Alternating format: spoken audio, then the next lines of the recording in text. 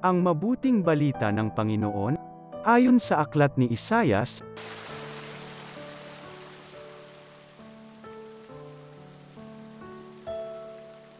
hinirang ng Panginoon si Ciro para maging hari upang lupigin ang mga bansa at alisan ng kapangyarihan ang mga hari. Ibubukas ng Panginoon ang mga pintong bayan para sa kanya. Sinabi ng Panginoon kay Ciro, tinawag nga kita upang tulungan si Israel na lingkod, ang bayan kong hinirang. Binigyan kita ng malaking karangalan bagamat di mo ako kilala. Ako ang Panginoon, ako lamang ang Diyos at wala nang iba, palalakasan kita, bagamat ako'y di mo pa kilala. Ginawa ko ito upang ako ay makilala ng buong daigdig, na makikilala nila na ako ang Panginoon, ako lamang ang Diyos at wala nang iba. Ang mabuting balita ng Panginoon.